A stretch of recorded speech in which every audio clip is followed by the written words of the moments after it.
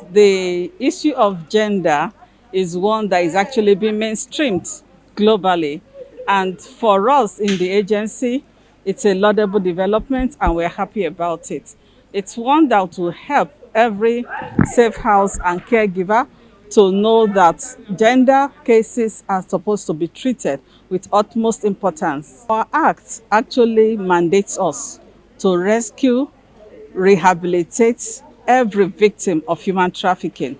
So we are under this compulsion to first and foremost protect the victims of human trafficking by offering them a safe haven, which we are providing in our shelters, that has counselors that are well trained in the management of every case, especially trauma-centered cases in the agency. So it's an open policy and it is open for everybody to be able to access. The team actually went around the homes where the shelters are, working with FCT. And I can tell you that I have not seen the reports, but at least for the homes that are visited, they actually met the minimum standard, because that's why we have this research. It's a research-based finding, and then it's coming out today, where you can all access what the report is and see how far they've been able to comply with the minimum standards as enshrined in the world best practice. We want to prevent trafficking of women and girls in Nigeria, and also to engender a gender policy environment in the country around the issues of human trafficking, forced migration of women and girls.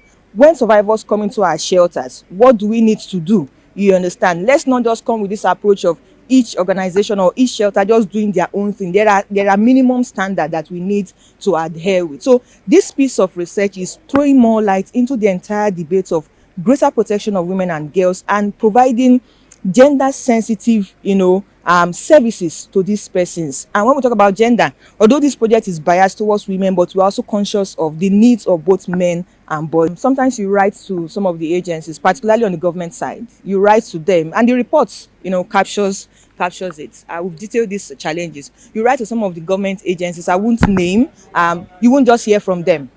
But there is the need to understand that this is a very important process. You need to be able to do a gender audit of the service that you're providing for survivors of human trafficking. So those were some of the critical challenges. And the fact that FCT has about 6 area councils going to the far hinterlands pose some kind of challenge. And of course, you know that insecurity is beginning to pose a threat in terms of kidnapping at the hinterlands around Kwali and Abaji and those. But we made conscious effort to ensure that we move to those areas. There were very scanty information in terms of the presence of shelters that you have.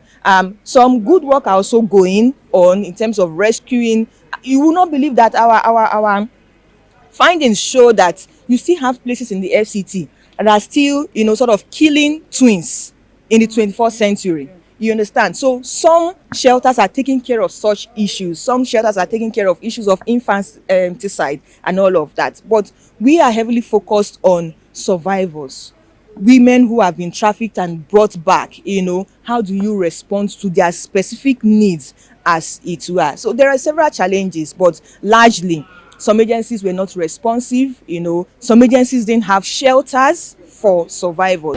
All we want to know is that what are the protective aspects for victims of human trafficking and forced migrants.